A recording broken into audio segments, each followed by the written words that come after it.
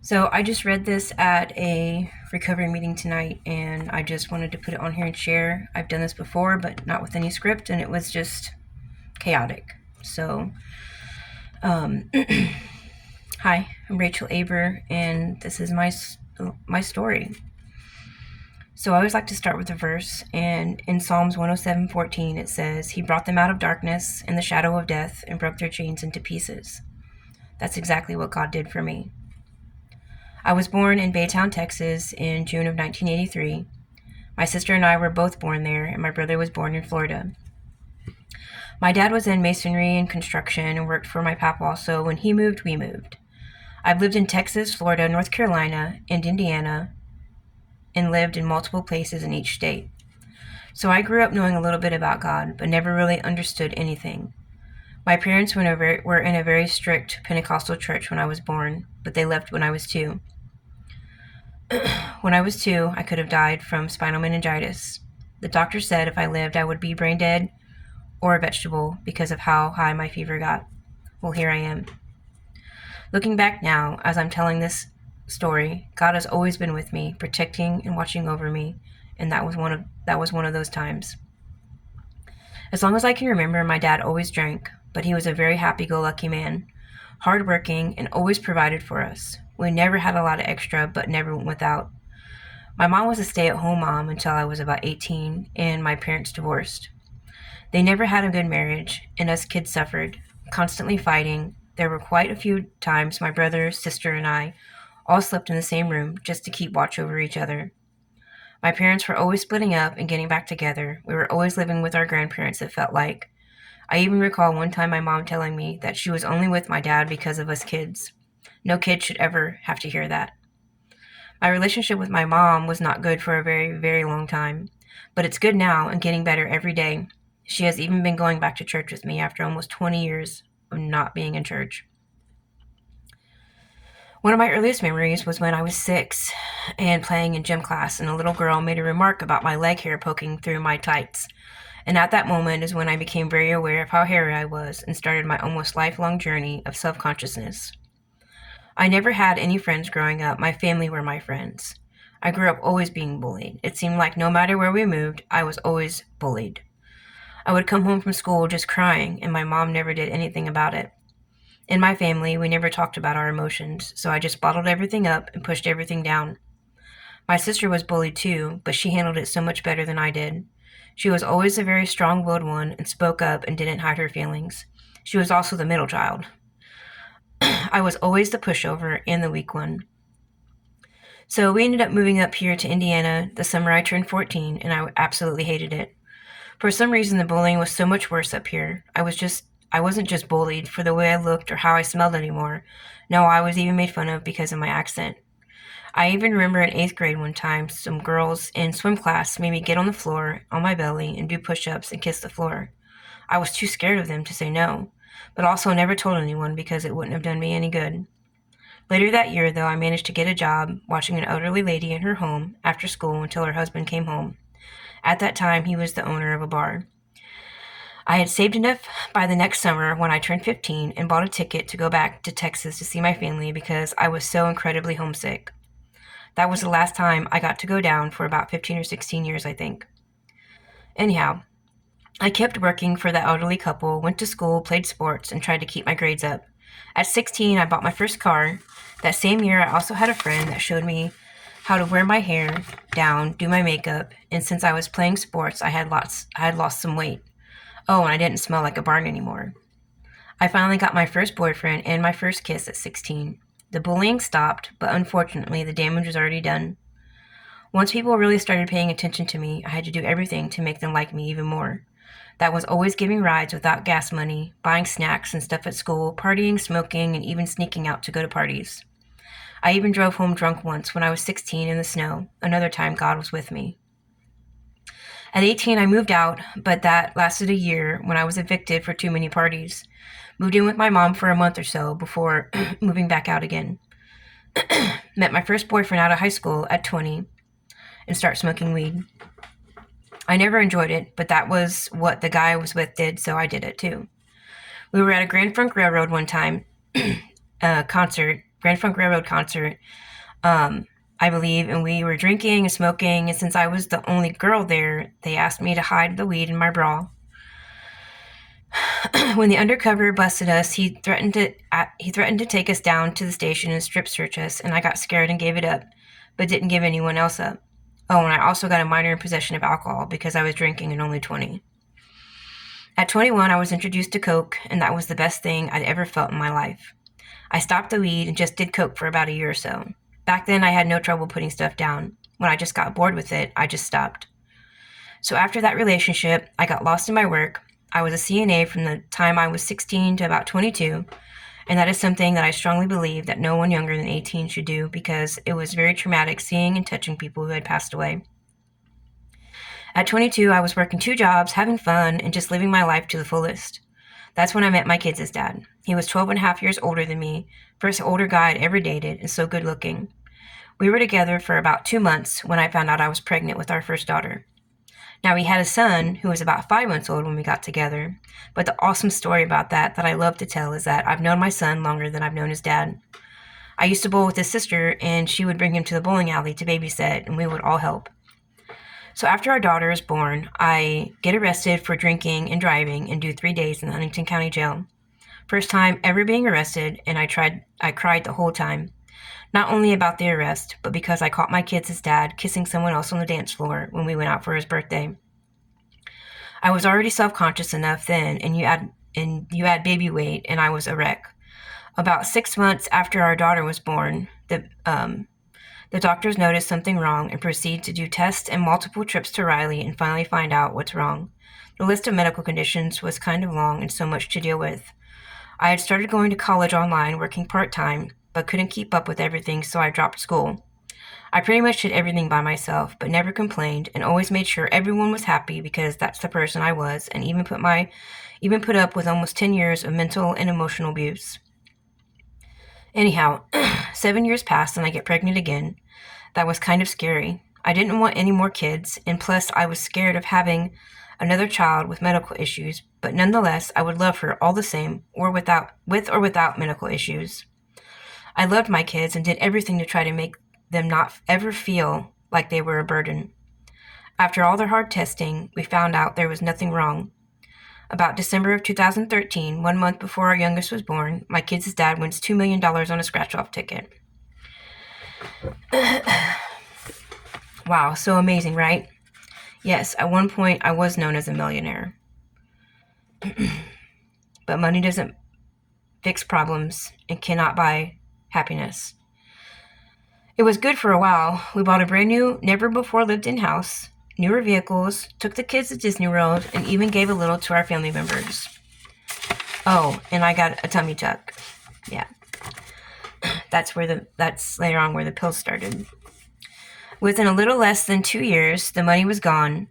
The house was up for foreclosure, and we had started using. At first, it was just pills. I liked the uppers, he liked the downers.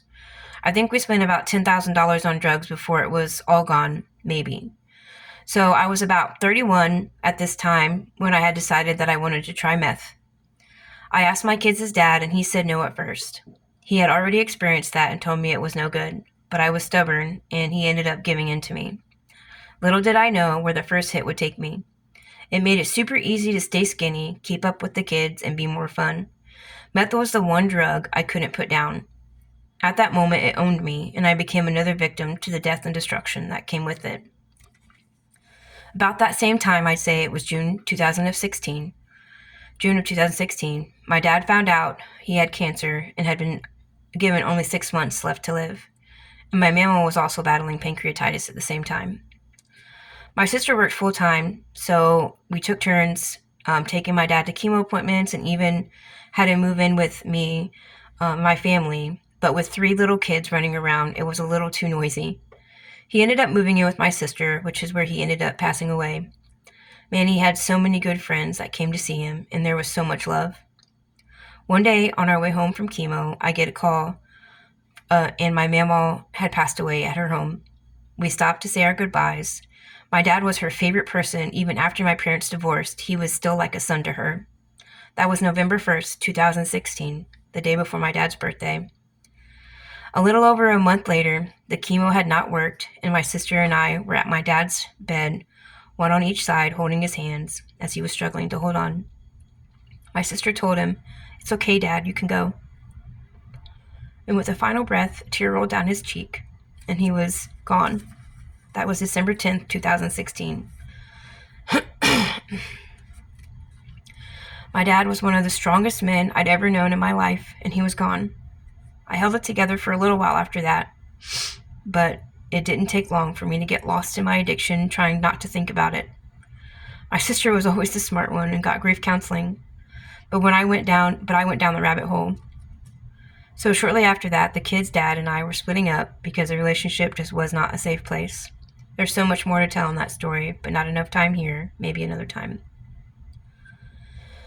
So the house had been sold and we split the money. I had about $48,000 after the split. I get an apartment and get a new vehicle. I get a new apartment and have my mom move in with me because I couldn't do everything on my own. I paid the bills up, got a newer vehicle, and had all the meth I could want and sharing with everyone I was around. By this time, DCS was involved because of a call the kids' dad made after he moved to Texas, and I was so mad at him and the world and everyone. I was still not handling my dad's death well and tried to make things work, but I couldn't pass any drug tests, so I left. I started getting arrested and going in and out of jails. I would stay clean long enough to maybe pass one drug test for DCS, but never a second. By the end of 2013, I think maybe is when the kids' dad and I signed our rights over to our kids, and I got really lost in my addiction. Since I couldn't go home, I just lived in my vehicle. At this time, I was living in Huntington, and I'd started shooting up meth. I ended up meeting this dealer buddy of mine, and he let me live with him and his mom for a little while and help with her grandkids. Since I hadn't my vehicle, of course, I was the one that went to all the deals or rendezvous, drove everyone everywhere, and it was the great way to support my habit. I don't remember exactly when it was, but I found myself taking that buddy of mine to an impound lot in Fort Wayne so he could get some things out of his truck that was impounded. Little did I know the truck was stolen. So I was never a good criminal, and he ended up taking more than I thought, and they had my face and my plates on video. I was on the run for about 6 months after that because they put a warrant out for my arrest. I was back to living in my vehicle after that in Huntington, and sometimes at my sister's for a day or so, but I couldn't stay past that. One day someone asked me to borrow my vehicle to move, and I said sure, but for a shot and a clean needle. If you guessed that they never came back, you'd be right. So now I was totally homeless and just trying to make it in Huntington, but couldn't. So I found myself in Fort Wayne in another very bad situation for a few weeks. It didn't take long for me to get completely messed up in the head and call my sister to come get me because I was so out of it that I thought the TV was talking to me and my life was the Truman Show. I turned myself in and took care of that warrant. Another time, God was with me. I ended up doing 6 months in Noble County Jail, which ultimately was a blessing because I stopped using the needle. I ended up paying all the restitution for the property that was in that stolen truck. I tried selling the camper top of the truck on Craigslist, and someone turned me in. Since they couldn't find anyone else involved, I paid for it. But I chose to live that life, and the one thing you will never hear me say is they made me do it. So after that, I think it was about the beginning of 2018, and I was living with my mom since she no longer had custody of my kids, and I started working at this place called 2020 and was on supervised probation out of Noble County and Allen County, I think. So it didn't take long for me to start using again, and by November of 2018, I had caught my first possession of meth charge. Bluffton doesn't play around. They maxed me out. I got 4 years, did 2, and was in prison for 17 months because I got a 2-month time cut for completing RWI. It's actually a 3-month time cut. I don't know why I put 2 in there. I was released in August of 2020 on parole and had to do Park Center, but it was COVID and everything was online, so it made it super easy to use. So about 2 weeks after I was released, I started working at 2020 again. It didn't take long to make the wrong friends again and found myself failing drug tests for parole and almost didn't finish it. But he gave me one last chance, and I managed to keep it together and stay clean. About 6 months after I get off parole, I relapse again after my aunt dies, and I used it to numb again. I didn't handle grief very well. And of course, I get caught again sleeping in my vehicle in front of my storage unit. I was able to bail out and hire an attorney. December of 2021, I was still waiting for the sentencing for my new case and met my husband while working at 2020. Wow, was I in love. He was 12 and a half years younger than me, seemed very mature with an old soul, and extremely attractive. Oh, and he talked to me. I really thought he was the one, and I put everything I had into our relationship. So I was sentenced to 2.5 years of probation, the first 4 months on house arrest, and had to do Park Center again. I did really good for the first 4 months because of house arrest. But after that, during that time, we both started working at ADM together in June of 2022, get married in July of 2022, and moved into the Budget Inn, which is a motel here where I live at, where I started house arrest. After house arrest, I drank some, but really didn't do anything until things started getting physical between my husband and me. We both hurt each other. It didn't take long for us to start drinking more, then start using together, and he lost his job. February 2024, one morning, I came home from work and didn't realize he had been up all night drinking. I only noticed that he drank all my whiskey.